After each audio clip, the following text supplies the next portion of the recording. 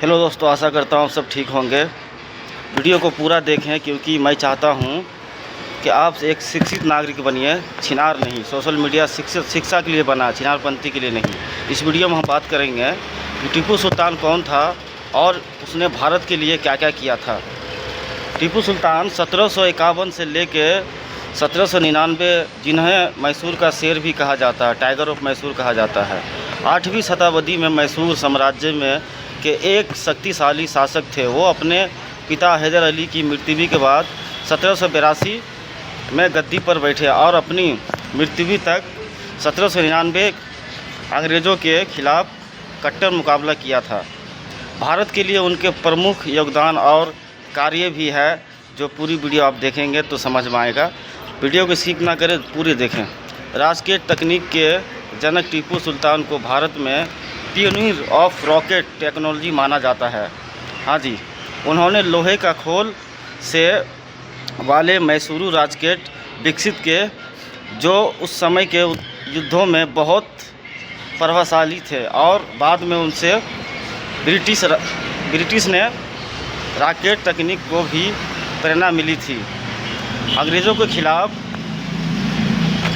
कड़ा संघर्ष, उन्होंने ब्रिटिश ईस्ट इंडिया कंपनी के विस्तार को रोकने के लिए चार एंग्लो मैसूर युद्ध लड़े।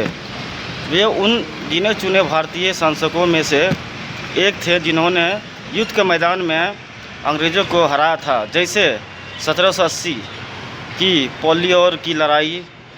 आधुनिक प्रशासन और सुधार के लिए आर्थिक सुधार, उन्होंने एक नई मुद्रा प्रणाली, नया कैलेंडर और भूमि राजस्व भी निर्माण किया था, प्रणाली शुरू की थी, जिसके कारण रेशम उद्योग मैसूर में सिल्क यानी रेशम के उद्योग की नींव रखने और उसे बढ़ावा देने का श्रेय टीपू सुल्तान को ही जाता है।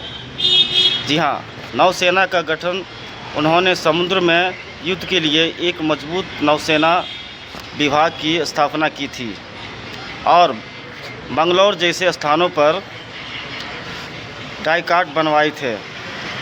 कृषि और बुनियादी ढांचा, उन्होंने खेती को आधुनिक बनाने के लिए सिंचाई में मुख्ता इंतजाम किए और कावेरी नदी पर कृष्णराज सागर कैरेस की बांध की शुरुआती भी नींव रखी गई थी टीपू सुल्तान के ज़माने में ही।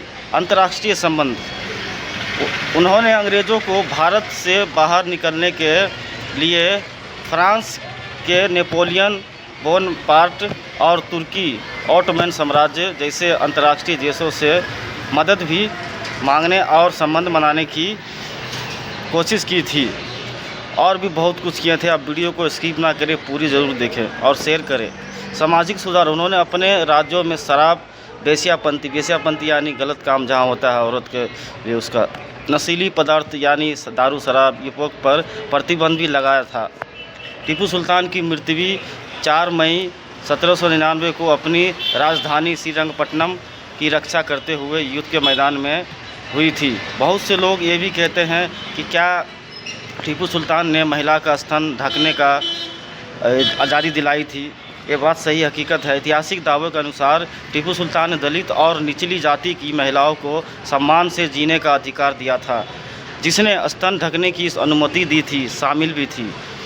उन्होंने केरल के तत्कालीन श्रवणकोण साम्राज्य में प्रचलित मुलकरम स्तन को जैसी प्रथाओं को विरोध किया था, जो स्तन ढकने का टैक्स लेता था, जैसी प्रक्रियाओं को, जिसके कारण तहत महिलाओं को अपना स्तन ढकने के लिए कर देना पड़ता था, उसको टैक्स देना पड़ता था स्तन ढकने के लिए।